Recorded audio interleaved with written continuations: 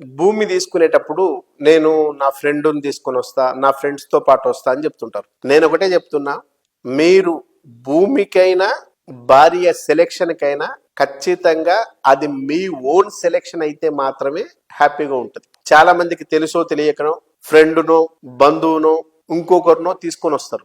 అట్లా తీసుకొచ్చినప్పుడు ఖచ్చితంగా డెఫినెట్ గా మీకు చెప్తున్నా, వచ్చిన ఏ పర్సన్ అయినప్పటికీ ఒక భార్య, ఒక డాడీ, మమ్మీ వీళ్ళు తప్పిస్తే అదర్గా వచ్చే ఏ పర్సన్ అయినా కూడా ఖచ్చితంగా మీరు ప్రాపర్టీ తీసుకుంటా అంటే హ్యాపీగా ఉండలేడు. డెఫినెట్ గా చెప్తున్నా, గుర్తుపెట్టుకోండి.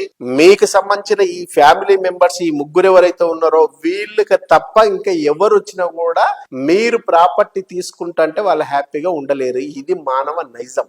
నా ఫ్రెండ్ నాకంటే ఎకనామికల్ గా బాగుండాలని కోరుకునేవాడు ఎవరు ఉండడు. 99% అబో డెఫినెట్ గా నా ఫ్రెండ్ అనే పర్సన్ కూడా బాగుపడాలి, కానీ నాకంటే ఎక్కువ బాగుపడాలనేంత విశాల హృదయం ఎవరికి ఉండదు. బంధువులైతే దాదాపు చాలా మంది రాబంధువులై ఉంటారు. నేను తీసుకొని ప్రాపర్టీ అతను తీసుకుంటే నాకంటే ఇక్కడ బాగుపడిపోతాడు అనే ఈర్ష, ద్వేష, రాగద్వేషాలు చాలా చాలా ఉంటాయి. కాబట్టి వాటిని ఎక్కడ పైకి కనిపించనీయకుండా సాధ్యమైనంత వరకు ప్రాపర్టీ బాగానే ఉంది కానీ చాలా దూరం ఉందనో, ప్రాపర్టీ కొంచెం కాస్ట్ ఎక్కువైందనో,